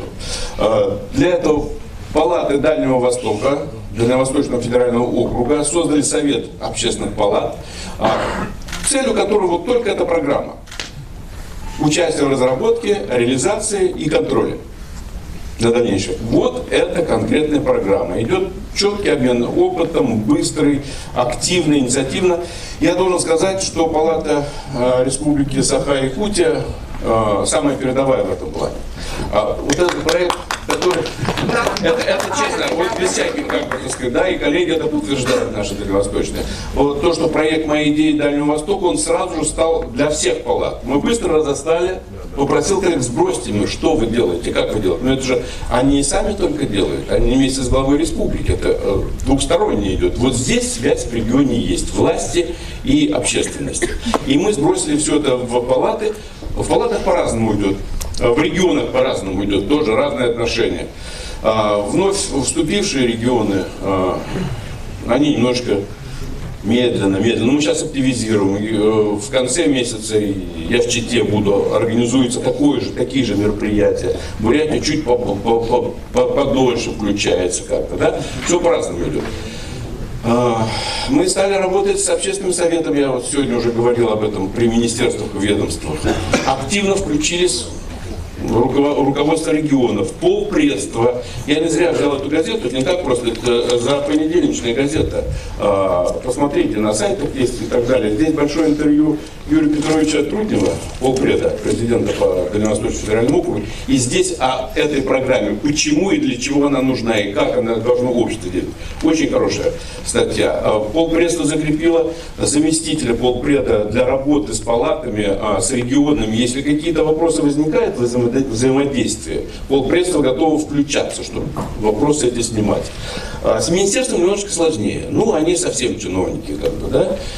Постепенно только выходит на наш контакт. В программе у них действенность общественно записана, но постепенно входит. Но программа национальная, как я говорил, и это дело наших рук. Да, мы сами должны включать и помогать им создать правильную программу. И, Наталья Альбертовна, я попрошу вас, чтобы быстро это было, то, что вы в начале своего выступления говорили, что вы сделали, включив вот на работу правительства по отчетам и вот этих рабочих групп, которые поют, как вы сказали, Сана, да? Небольшую справочку, что буквально завтра мы уже разослали в другие палаты. У нас вот тут бюрократические, как бы у нас убраны, знаете, все эти моменты. К сожалению, вы знаете, как работает. Многие из вас чиновники или работали там. Есть регламенты, есть процедуры. Если мы будем работать по процедурам, там у нас аппарат федеральное казенное учреждение, аппарат общественной палаты. Неделю будет согласовываться документ печати. Мы вот по нашей линии, по этому проекту рассылаю по почте, идет без номера за моей подписью, и официально потом письмо. Получите номер, начинайте работать сегодня, потому что завтра будет уже поздно. Это общее, как мы делали. Да. Чем мы, что еще дальше планируем? Мы планируем все-таки с министерством, встреча с министром у меня планируется, Министерство развития Дальнего Востока, чтобы были внесены немножко корректировки. Второй этап. Первый этап программы до 15 февраля, муниципальное обсуждение, то, что вы будете делать, и сейчас уже делаете все это. А второй до 15 марта, где главы регионов представляют программу перед парламентами региональными. Так вот, мы хотим, чтобы там и общественная палата присутствовала. Перед обществом тоже что-то защищали. Перед палатой как представитель общества. Потому что, согласно закону, общественная палата – это мост между гражданином, гражданским обществом и общественными организациями и властью в интересах гражданина. В первую очередь. Это в законе написано, ну, немножко другими словами, но трактовка такая, чтобы они были. И форум сообщества, про который вы знаете, про который я упоминал, в мае. И третий этап разработки программы к 1 июля министерство должно представить в правительство внести, вместе с пакетом законопроектов и так далее, правительство дальше дорабатывает. Так вот, к 1 июля. А 30-31 мая у нас форум сообщества в Улан-Удэ, ныне входящему в состав Республики Бурятия, в состав Дальневосточного федерального округа. Так мы планируем, полпредства это поддержало, сейчас министерство решит, чтобы они там презентовали. Внесут, может быть, они уже правительство, пусть несут, но чтобы они на общественность там внесли тоже, показали, рассказали. Да, мы там уже ничего не внесем, но послушать и почувствовать дух. Не букву, да, знаете, как буква и дух закона, да, вот почувствовать дух этой программы, мы должны понять и вовремя, может быть, вмешаться. Это будет тогда хорошая работа. Мы ее начали с вами, мы там послушали, и это планируем делать. Это то, что по нашей работе общественной. Поэтому жесткий тайминг, я сказал, вот Чита, и Читы в Бурятию, и так далее, и так далее. Наша группа будет работать. Что по республике Якутия? Да, 2 встречи большие были в 2 регионах, на том берегу, на этом берегу, с общественностью. И вот то, что со студентами, на самом деле, деловые активные предложения. Было масса, я сказал на одной из встреч, что ничего нового я не услышал, в кавычках. Общие проблемы. Нет газификации, нет водопровода, плохие дороги, ну, для всего Дальнего Востока, для всей страны. Четко вопрос для меня понятен, что я буду жестко как бы отстаивать в той редакционной комиссии. Это мост через Лену. Почему я даже назвал вот эти цифры, да?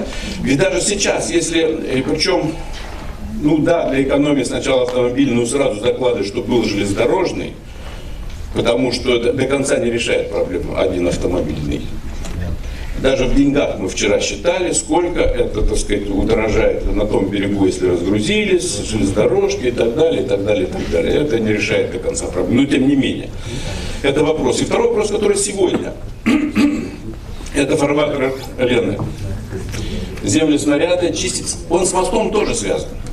Вы понимаете, пойдет лед, все эти быки может срезать и так далее, и так далее. Это надо делать. Тогда снимается проблема затоплений весенние. Это серьезная, большая проблема. Она важная. Слушайте, ну и Якутск вот, в рисковой зоне находится. Так же ведь? Вот. Это тоже, это большие, важные системные вопросы, которые вот я лично буду отставить. Остальные это частности, да, которые будут в программе и так далее. В общем, да, я что-то про мосты, да, общественная палата это и власть, это мост, да. Бухгалтерский подход, мост считают дорого, а считают людей. Да, 84%, да, в цифрах, в процентах много, в цифрах, ну это 1700, наверное, да, где-то так. Всего-то 900 чем-то тысяч в республике, да? Ну, 800, да? А 84%, ну, это в цифрах-то вроде как-то для страны, там, которым, для министров это мало, но это же люди. О них нужно думать. Человеческий подход. Вот, наверное, если коротко, очень все понравилось, включая морозы. Ну, вообще, прям туман в туман, да? Мы вам хотя бы тот потенциал по телевизору показали, да? Вы заметили? А то, знаете, едешь в машине, а вот там у нас вот это, говорит, например, туман густой. Ты расскажешь, когда у нас там озеро с лебедями, я поверю, потому что ничего не видно. Спасибо вам. Для награждения благодарственным письмом Общественной палаты Российской Федерации за активное участие в проведении общенационального конкурса «Великие имена России» приглашается студент 4-го курса Института информатики и математики Северо-Восточного федерального университета имени Максима Кировича Амосова Амосов Алексей Николаевич.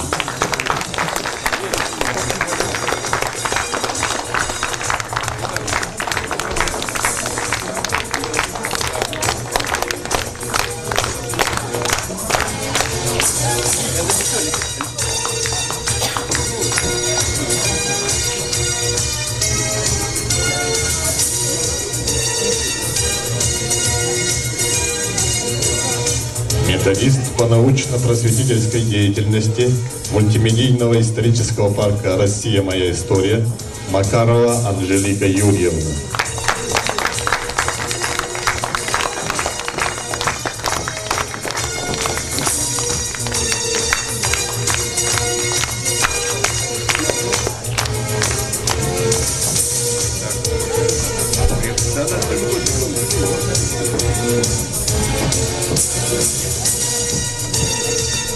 Старший методист научно-образовательного центра агротехнологического образования, экологии и туризма Нихорукова Марьяна Николаевна.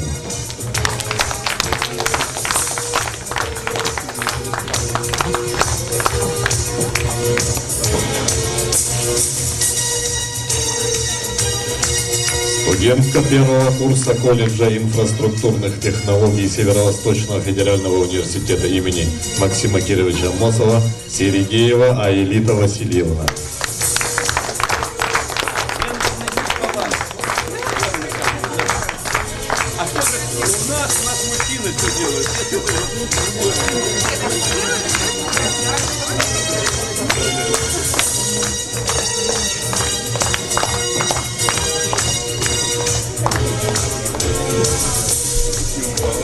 Специалист аппарата Общественной палаты Республики Саха-Якутия Окороков Владислав Витальевич.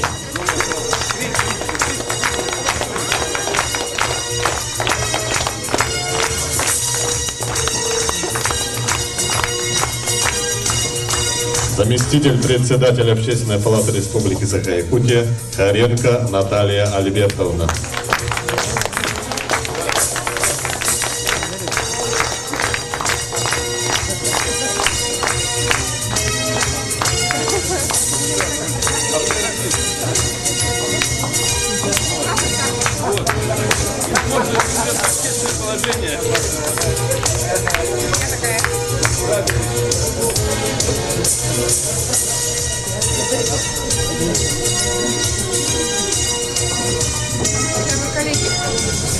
Уважаемые коллеги, вы заметили, да, какое количество времени сегодня было уделено общественникам, то есть нам с вами со стороны Владимира Викторовича. Вот это очень дорого стоит. Мы не можем его отпустить без того, чтобы он нам не сказал напутствие и вообще свое отношение к тому, что сегодня он услышал. Слово председателю правительства Республики Саха-Якутия Солодову Владимиру Викторовичу.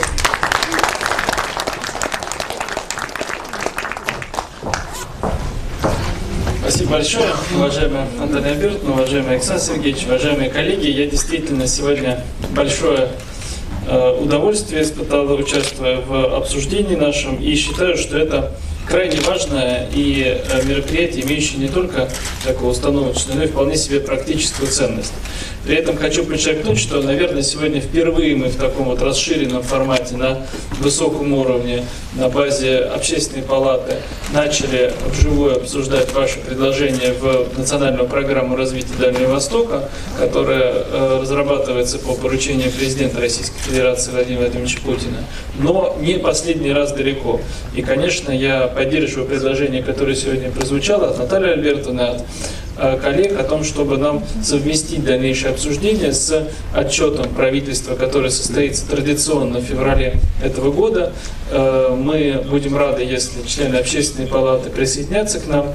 Афанасию Семеновичу Владимирову, директор департамента местного самоуправления, соответствующее поручение я даю, чтобы вы логистику проработали там, где уважаемые коллеги присоединятся, чтобы мы содействие оказали, потому что действительно очень важно. Не так часто, один раз в год все муниципальные образования, все населенные пункты республики мы посещаем.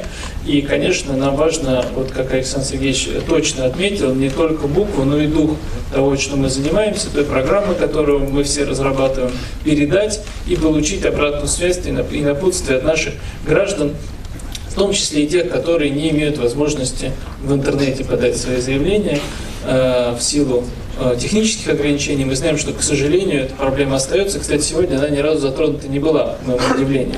На мой взгляд, нужно... это хорошо, что, значит, она решается, но на самом деле она стоит очень остро, и это одна из тех проблем, которые мы тоже будем решать, потому что сегодня доступ к современным телекоммуникациям так же важен, как и доступ к чистой питьевой воде и как тепло в наших домах. Хотя вот эта тема единственная, которую я хотел снять, я все темы не буду, безусловно, затрагивать, потому что они в той или иной мере мы прорабатываем в правительстве Республики Саха-Якутия. Они все, безусловно, имеют приоритетное значение для нас, то, что сегодня поднималось. Но вот одна тема, она в комментариях не прозвучала, хотел выделить ее. Николай Николаевич поднял, представитель профсоюзов наших, вот, относительно городской среды и вообще благоустройства наших домов, наших поселений, наших поселков городского типа. Она, безусловно, назрела, эта проблема, и мы, конечно, сейчас подходим к ее решению. Здесь я должен отметить, что федеральным уровнем власти, правительством Российской Федерации приняты, на самом деле, абсолютно беспрецедентные меры, в частности, по национальному проекту расселения ветхого аварийного жилья. Республика Саха-Якутия получила максимальное, больше всего в стране получила средств, и больше всего в истории вообще на такое направление направлено. Для сравнения, в прошлый период расселения ветхого аварийного жилья мы расселили порядка 400 тысяч квадратных метров. С трудом, были определенные сложности, вы знаете про них, сейчас мы завершаем эту программу, расселили. В этот раз будет расселено более 900 тысяч, то есть в 2 раза больше. И общая сумма выделена более 60 миллиардов рублей на эти годы. То есть беспрецедентные цифры. И они как раз направлены на то, чтобы в наших городах, в наших поселках создать вот эту новую среду. И очень важно, чтобы мы здесь все вместе и общественность, и, конечно, органы местного самоуправления, наши региональные власти воспользовались этим не только для точечного расселения тех строений наших, тех домов, которые аварийными признаны, а в том, чтобы за счет массового расселения, которое произойдет, создать вообще принципиально новый подход к нашим территориям, к планированию. Это большая сложная задача, мы будем ее решать. И, конечно, по благоустройству домов, по обеспечению теплом, водоснабжением. Здесь не все так просто, много разных подводных камней здесь есть, и я тут не склонен к таким линейным простым решениям, потому что часто, например, оказывается, что центральное теплоснабжение не так выгодно и не так удобно гражданам, как индивидуальные современные котлы в случае газификации поселка или в случае использования других современных видов топлива. Но, конечно, нам нужно исходить из того, чтобы наши граждане получали тот уровень комфорта, который они все заслуживают, имея такие же права, как и жители мегаполисов. Не хочу останавливаться дальше, потому что разговаривать можно много, и многое прозвучало, как я думаю, что мне справедливо отметила Наталья Альбертовна, мы как правительство открыты к взаимодействию, и я лично, и глава Республики Саха-Якутия Арсений Сергеевич Николаев, он, например, хочу еще раз это подчеркнуть, всячески на такого рода встречах подчеркивает, что любой человек может ему написать в социальной сети, например, он лично на все вопросы отвечает и в Фейсбуке, и в Инстаграме, аналогично. И я, конечно, тоже делаю, и много встречаюсь. Сегодня действительно полдня с молодежью общались, смотрели, как мы будем дальше развивать это направление. Поэтому я думаю, что вы точно можете быть уверены, что ваше мнение, ваш голос будет услышан. А что нам действительно важно, это внимательно проработать те ключевые направления, которые для нас приоритетны, чтобы нам не раствориться в мелком бисере тех проблем, которые каждый день нас волнуют, а сосредоточиться на главном. И здесь, конечно, я хочу выразить большую благодарность лично Александру Сергеевичу за то, что он сегодня у нас работает в Общественной палате все. И сегодня мы от него очень приятно было слышать те главные проблемы, которые действительно у нас есть. Если мы говорим про якутскую агломерацию, наверное, не вся территория Якутии настолько остро ее чувствует, но для нас, для жителей столичной агломерации, в которой живет более 30% всего населения Якутии, конечно, проблема мостового перехода через реку Лена – это главная проблема. О ней говорил Арсений Сергеевич Николаев, встречаясь с президентом Российской Федерации. Она поднималась на встрече с Дмитрием Анатольевичем Медведевым. Сейчас на пресс-конференции Владимира Владимировича задавали вопросы, он позитивный ответ дал. Сейчас мы в продолжении его поручения внимательно отрабатываем со всеми ведомствами, как раз обосновываем, почему же мост так важен.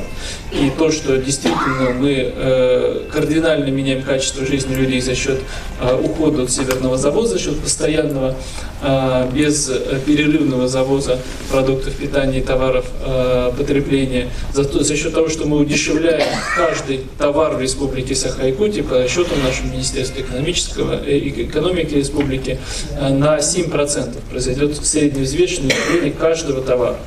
А ряд товаров, конечно, гораздо больше мы почувствуем по всей республике. И появятся новые, очевидно. Абсолютно. Нет, изменится структура потребления наших граждан, потому что высвободятся эти средства на другие направления. Снизится уровень бедности, понизится стоимость квадратного метра жилья. Это что называется то, что касается то, что коснется каждый день каждого из нас. В случае, если этот проект, мы уверены в том, что он будет реализован. Но я уже не говорю о том, что будут увлечены серьезные новые месторождения полезных ископаемых, и инвестиционные проекты будут реализованы. Поэтому очень приятно то внимание, которое Общественная палата и лично Александр Сергеевич нам уделяет. Мы действительно примерно месяц назад на Днях Дальнего Востока впервые познакомился с Александром Сергеевичем, он пообещал приехать. Я, честно говоря, даже удивился, когда прямо в первые рабочие дни после Нового года уже увидел сверстанную программу, график, все. Я был очень приятно удивлен и хочу еще раз поблагодарить за это внимание. Те моменты, которые нам дальше предстоят, подробно мои коллеги уже озвучили. Хочу обратиться к вам с призывом максимально активизировать ваши контакты, ваши организации, потому что вы здесь не просто в личном качестве, за вами стоят жители нашей Якутии, вы представляете жителей нашей Якутии. У меня большая просьба к вам донести до них, до тех, кто за вами стоят, до ваших контактов, до ваших общественных организаций, важность и значимость программы, которой мы сегодня занимаемся, и важность и значимость этого направления работы. Руководство Дальневосточного федерального округа Юрий Петрович Трутнев на самом деле очень отзывчиво и всегда внимательно относится к таким предложениям. Еще когда проектировался режим территории опережающего развития, когда обсуждались вопросы выравнивания энергетики, то, поскольку я был вовлечен в эти процессы, очень хорошо видел, что Юрий Петрович всегда вначале собирал тех, кого касается то или иное решение, именно предпринимателей, бизнес, тех, кто хотят создавать новые предприятия, и уже потом принимал решение, и в среде государственной службы оно реализовывалось. И вот тот подход, он сейчас продолжается, мы являемся его участниками живыми. Призываю вас всех воспользоваться этим шансом, историческим шансом, не побоюсь этого слова. Уверен, что те предложения, которые мы с вами сформулируем, многие из них будут реализованы, и они изменят качество жизни на Дальнем Востоке, качество жизни в нашей родной Якутии к лучшему, и сделают ее в конечном счете тем регионом, в котором хочется всем нам жить и работать, и хочется, чтобы здесь жили наши дети и внуки. Спасибо. Мы заканчиваем работу. Я попрошу членов президиума остаться на местах, всех остальных выйти на общее фотографирование. Пожалуйста.